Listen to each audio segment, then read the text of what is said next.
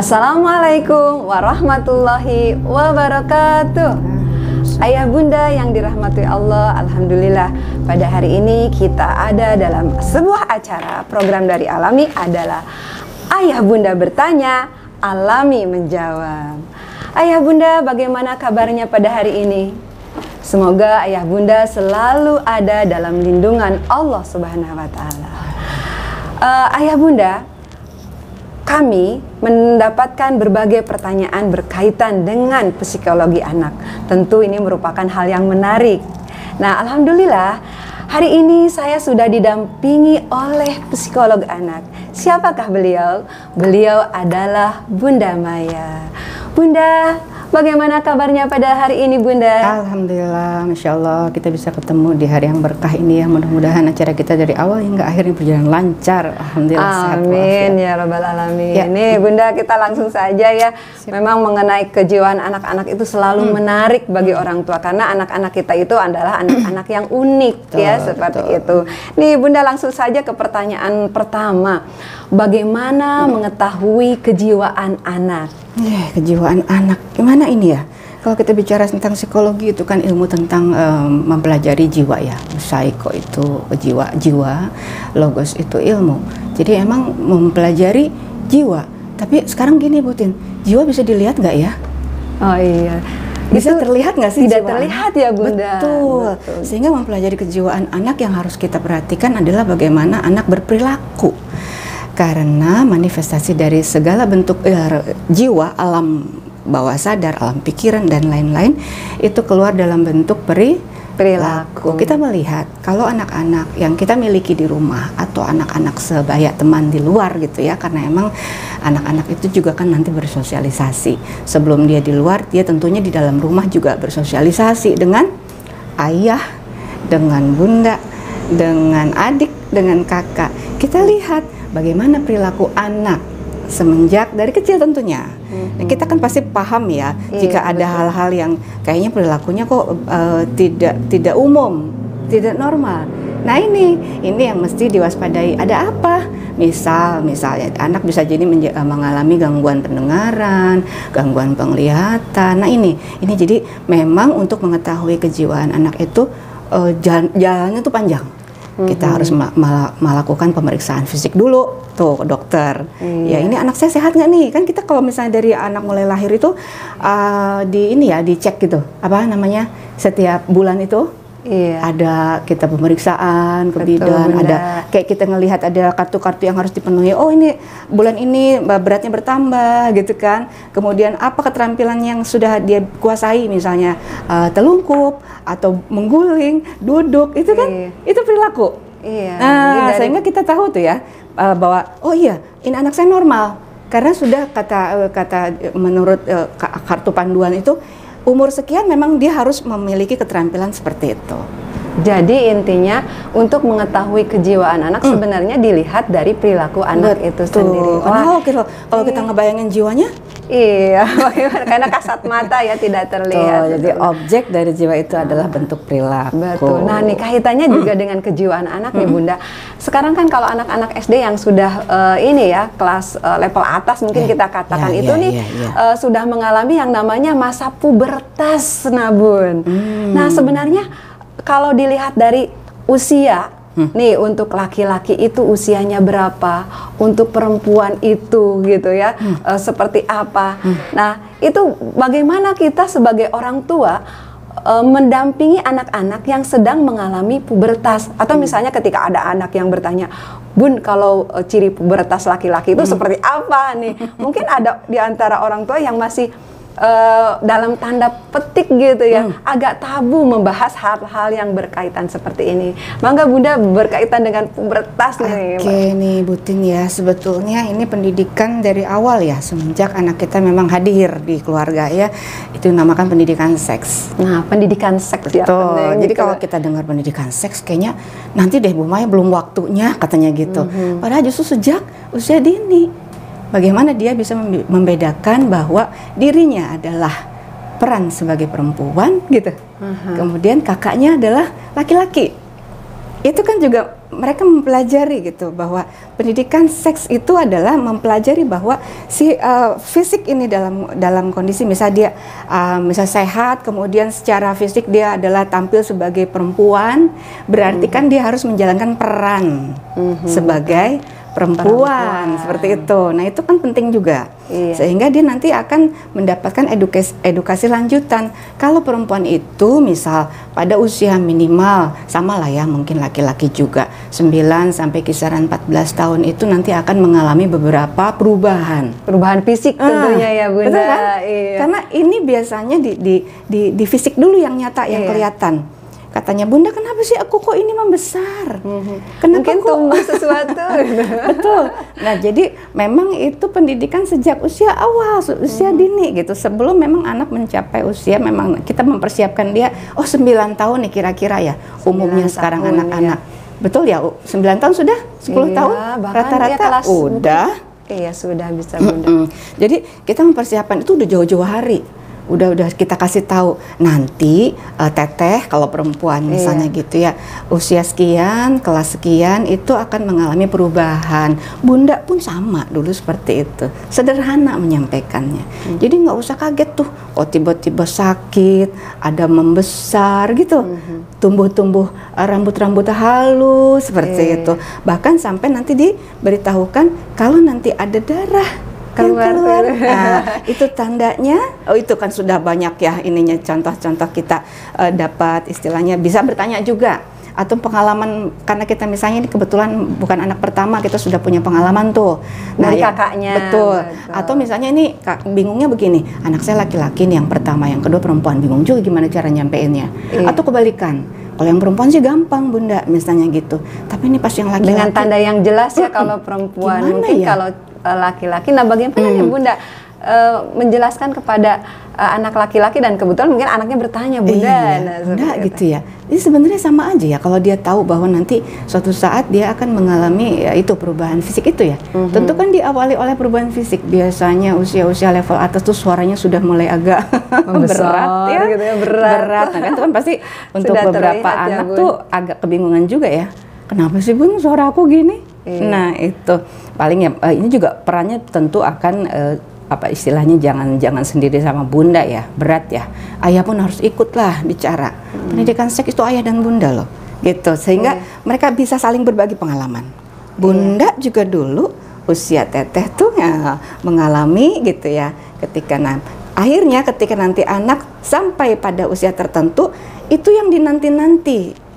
Jadi kaget, tidak takut ya Bunda ya. Betul, dan tahu bagaimana caranya mengatasi. Apa yang harus dilakukan. Iya, betul banget. Jadi kalau Bunda sama Ayah tuh nyampein nanti kalau perempuan, itu tanda paling mudah dikenali adalah ada darah yang disebut haid atau menstruasi.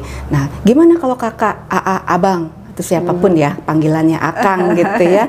Sama nanti ketika ada perubahan fisik tuh, lambat laun akang tuh akan diberi kelebihan oleh Allah gitu ya, mengalami mimpi. Nah seperti itu. Iya kan, mengalami mimpi. Jadi jangan kaget nanti kalau tiba-tiba bangun tidur semuanya basah, selimut, baju gitu.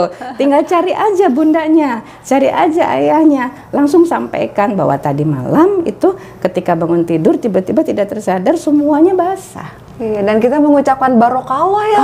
Itu senang banget. Karena kan ya anak kita tuh sudah ini ya, sudah balik seperti itu. Itu bukan hal yang harus ditutupi dari anak sebetulnya. Itu pendidikan. Jadi bagaimana sebenarnya ini ya Bunda, kita menjalin kedekatan dengan anak. Jadi komunikasinya intens ya. Jadi justru anak tidak mencari atau bertanya kepada yang lain seperti itu. Atau Bun. gini deh, misalnya peran ayah Bunda tuh digantikan oleh gadget misalnya ya. Betul, karena takut nanti nanya dimarahin Bunda atau malu atau apapun, karena ada ya beberapa keluarga yang jangan ngomongin itu, tabu. Belum waktunya kamu, katanya gitu. Padahal anak juga cuma bertanya, ya yang permukaan aja. Kita pun menjawab sesuai usia. Betul. Sesuai kebutuhan saat itu. Sebenarnya mungkin dia dapat info dari teman-teman, gitu. Jangan sampai dia searching sendiri. Setuju Bunda. Tanpa ada pengawalan dari pendampingan kita. dari kita sebagai orang tuanya. Itu Dan dia. yang dikhawatirkan mungkin mendapatkan informasi yang kurang sesuai. Tuh, Ya, Bu. jadi lebih baik dari sekarang deh kita kayak kawal gitu. Anak-anak umur berapa sekarang? Kelas 1, kelas 2, kelas 3 gitu. Dari sekarang kita sonding-sonding. Nah, nanti kalau ada perubahan ini gitu ya, harus begini segala macam, kita kasih tahu. Nanti muncul tanda pertama, itu bahagia banget nih Bunda kalau punya anak. Jadi seolah hal itu tuh hal yang bikin kita bahagia. Kita bertumbuh sesuai usianya, berkembang kematangannya. Baru setelah mengalami itu, edukasi lebih tinggi lagi tentang PHBS. Bagaimana kita memakai pembalut, bagaimana memperlakukan pembalut setelah penuh, bagaimana cara mengganti pembalut. Itu kan kebanyakan anak-anak nggak dapet. Sudah buang, biar nanti mbaknya aja yang beresin. Itu kan nggak bagus. Kemandirian juga ya Bunda ketika kita sampaikan kepada anak itu bagaimana ketika mereka menghadapi situasi tersebut ya. Jadi anak siap gitu ya. Betul, siap. Oh kata Bunda begini, oh begini caranya. Sambil didampingi gitu, sambil nggak usah malu. Bahkan saya mendapatkan anak yang bundanya tuh bilang gini, Bun Mai, dia tuh sangat malu ketika dapat haid pertama. Kenapa? Jadi di sekolah itu dia nggak mau bilang bahwa dia tuh sudah haid. Sehingga ketika sholat berjamaah, dia pun ikut di dalam barisan jamaah itu. Coba bagaimana? Anak menjadi merasa malu. Aduh, saya nih beda sendiri.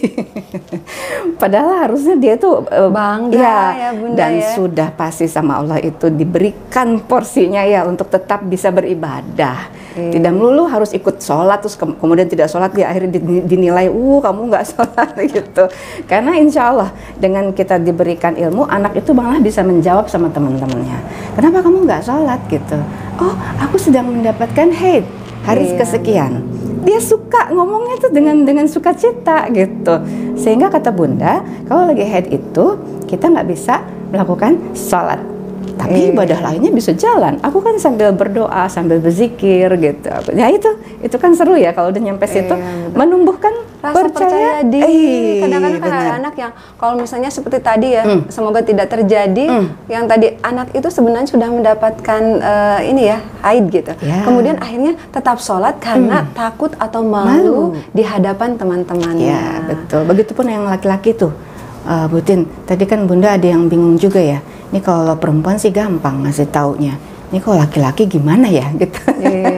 Papanya deh, ayahnya ikutan yuk. Nah, iya. Peran ayah mungkin kita kurang enak ya bicaranya ya. Tapi kalau ada ayah di situ, mungkin ayah yang merangkul anak laki-lakinya. Gini loh, gitu kan.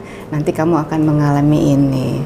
Nanti itu kan lebih asik gitu. Bunda, ada hal lain lagi nih kadang-kadang yang tadi kan kegiatan ini ya. Sekarang berkaitan dengan perilaku mereka nih yang kadang-kadang mungkin uring-uringan atau apa nih, orang tua bagaimana nih menghadapi atau mendampingi anak-anak yang tiba-tiba moodnya berubah gitu kan. Nah seperti ini sebenarnya bagaimana orang tua mendampingi nih emosi anak yang tiba-tiba meletup atau seperti juga memang ini kalau yang kenanya ke anak-anak yang memang sudah tadi masuk usia menstruasi, mimpi basah itu ya, memang mungkin secara hormonal juga ada hubungannya ya. Iya, Bunda. Kita mengalami apa itu namanya rasa gelisah, kecemasan, ketakutan dan lain-lain seperti itu juga mempengaruhi bagaimana anak bersikap menghadapi dirinya sendiri utamanya. Ketika dia bisa menghadapi diri sendiri, menguasai gitu kan, menutup semua kecemasan, ketakutan terhadap semua hal, itu dia akan dengan percaya diri menghadapi lingkungan. Tentu yang diperlukan di sini adalah support dari orang tua. Orang tua kembali itu. Pasti pembekalan dari rumah itu yang sangat penting.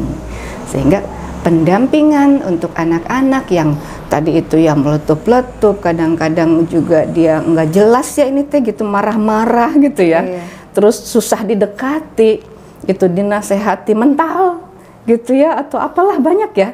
Itu kan kalau memang kalau anak-anak yang sudah mengalami perubahan hormonal itu kan memang akan terjadi. Jangan kan anak-anak, kita pun orang dewasa ada yang dinamakan kondisi pra-menstruasi.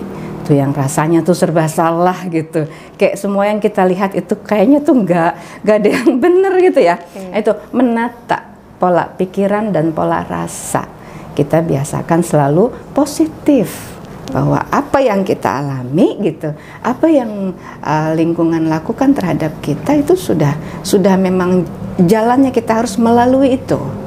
Sehingga ketika keluar rumah itu sudah siap dengan dua kemungkinan.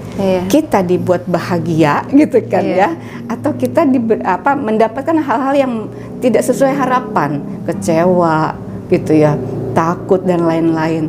Hanya maksudnya ketika satu berniat melakukan aktivitas dari rumah itu, kita bersyukur dan bahagia minimal untuk diri sendiri, insya Allah auranya nampaknya rasanya orang ini kok bahagia banget gitu ya. Walaupun kata orang ini kan lagi gimana panas-panas menterang, tapi kamu mah senyum aja kan gitu. Keren gitu jadi menanamkan mindset ya. Jadi di dalam pemikiran anak bahwa hal-hal positif lah yang kita tanamkan pada mereka gitu. Karena kalau kita berpikiran seperti itu, insya Allah yang datang tuh memang yang bagus-bagus. Kan kita kalau kita senyum, orang pasti akan senyum. Simpel aja ya. Saya senyum, orang pasti senyum. Apa yang kita tebar gitu. Betul, itu mah udah wah, ngajinya udah tingkat tinggi ya. Nanti anak-anak pun akan dapat pembelajaran itu tentu kalau dialami luar biasa, keren pelajaran seperti itu, komplit plit itu sudah yakin insya Allah. Ya, Masya Allah ya Bunda. Gimana nih? Berarti ya tadi peran ayah bunda sudah disampaikan. Kemudian tips yang lain Bunda tadi, bagaimana mendekati anak yang mungkin agak sulit nih tadi didekatinya. Kita sudah berikan misalnya tadi konsep tentang bagaimana berpikir positif. Nah, bagaimana nih tipsnya agar kita lebih dekat? Ada aja gitu ya, ternyata ya dari sekian anak yang sulit ya untuk didekati, gitu maksudnya. Iya, begitu. Punya nggak Butin anak kayak gitu? Saya punya. Ada aja tuh. Kadang-kadang juga saya bingung ya, apa saya yang memperlakukan mereka tidak, istilahnya mereka merasa diperlakukan tidak adil. Padahal menurut saya misalnya saya sudah all out nih, semua saya kasih gitu ya. Semua anak tuh sudah saya perhatikan, semua anak sudah saya penuhi kebutuhannya. Tapi mungkin saya tidak peka bahwa apakah mereka memang membutuhkan apa yang saya kasih. Kadang-kadang nggak pas gitu. Kadang-kadang saya sebagai bentuk cinta, saya memberikan anak sesuatu. Padahal mungkin kebutuhan dia saat itu bukan itu. Jadi kayak yang, apa sih gitu. Nah, ini mungkin yang akhirnya anak itu kita cari dulu dari masing-masing anak yang kita miliki di rumah, itu tentu memiliki tadi dari awal keunikan. Unik ya, masing-masing dari kita tuh unik. Gak bisa ditebak gitu, akan berespon seperti apa ketika kita memberikan stimulus. Tuh, jadi tiba-tiba kok kalau kakaknya dia dikasih piring biru biasa-biasa aja, kenapa kalau kayak adiknya dikasih piring biru, kenapa yang biru sih, aku pengennya yang merah misalnya gitu. Ini kan juga akhirnya kita pelajari ya bahwa oh iya mungkin memang mereka karakternya unik gitu, sehingga yang satu yang harus kita pahami adalah mungkin kekhasan anak kita ya. Kita harus ingat juga ya, waktu kita hamil, happy-kah kita gitu? Pengaruh ya Bu? Atau emang lagi wah gitu Pak Buis dengan banyak problem, sehingga anak ini nampaknya kok terbawa gitu suasana ketika di dalam rahim, kan pada deket banget ya. Lagi di dalam kandungan deket sama kita ya. Apa yang kita rasakan saat itu luar biasa ya, ternyata anak pun itu merekam gitu ya. Plus proses juga anak keluar ya, melihat dunia pertama kali, itu mungkin butuh penjelasannya panjang lebar ya. Sehingga intinya ketika Bunda, memang kita itu ingin memperlakukan anak itu, kita lihat dulu kebutuhannya. Adil tuh seperti itu ya. Anak pertama mungkin memang butuhnya hal yang lebih intens karena mungkin dia lebih istilahnya kebutuhan ke arah kematangannya lebih diperlukan karena memiliki adik-adik seperti itu ya. Kemudian yang adiknya juga tidak terlalu harus menjadi mencontoh gitu, membanding-bandingkan. Kita tuh seperti kakak dong. Ayo dong masa ke adik begitu. Enggak juga gitu. Karena itu butuh apa, kesadaran dari diri mereka sendiri. Aku kan udah punya adik, Bunda. Jadi aku ya harus makan sendiri. Udah Bunda suapin adiknya aja. Nah itu kan maunya keluar dari anak gitu. Nggak usah kita yang ngomong, karena memang sampai kapanpun ternyata anak-anak itu masih butuh kita layani ya. Masih butuh pelayanan dari kita. Hanya mungkin porsinya ya, yang berbeda. Ada anak yang kita sedang nyuapin adiknya, kemudian kakaknya yang sudah kuliah tiba-tiba lewat, dong aku suapin juga dong Bunda. Ada ya, jadi dia juga pengen gitu. seperti itu. Oh iya, kenapa tidak? Kita layani saja 1 suap, 2 suap. Nggak lalu lantas kita motong, kamu kan udah gede, masa disuapin? Nggak juga gitu. Kan mungkin suapan dari tangan Bunda ini yang dia ingin raih keberkahannya ya. Bukan hanya sekedar anak tuh manja, tidak juga ya. Mungkin dia memang pengen aja berkasih-kasih mengenang masa lalu saat kecil. Mungkin kan bahagia banget ya kalau kecil tuh semua dilayani, semua dilindungi. Masya Allah, balik ya, Butin tetap ke sana, tetap ke pola asuh. Bagaimana kita di rumah, itu menentukan kemandirian, kemudian suasana, mood anak, gitu. Apalagi tadi? Itulah. Jadi intinya itu Bunda untuk pertemuan kali ini kita sudah membahas tidak terasa ya. Ternyata akhirnya alhamdulillah kita menemukan sebuah kata kunci berarti Bunda, yaitu jalin terus komunikasi dengan anak-anak yang mengalami pubertas seperti itu. Jadi bagaimana orang tua itu selalu ada di saat anak membutuhkan. Perbanyak juga ilmu tentang bagaimana kita mengedukasi anak, sehingga kalau anak banyak pertanyaan, kita siap jawab. Jadi perlu ilmu juga ya orang tua, ya? jangan sudah yang didapatkan mungkin pendidikan dari orang tua kita, bagaimana mendidik kita, tetapi kita pun sebagai orang tua aktif, dan alhamdulillah sekarang itu banyak sekali ya media yang menyediakan bagaimana ilmu tentang mendampingi anak itu. Keren. Alhamdulillah tidak terasa Bunda, terima kasih atas ilmunya yang sangat bermanfaat. Ayah Bunda, tidak terasa acara hari ini alhamdulillah membahas bagaimana mendampingi anak ketika pubertas. Semoga apa yang kami sampaikan bermanfaat. Terima kasih. Wassalamualaikum warahmatullahi wabarakatuh.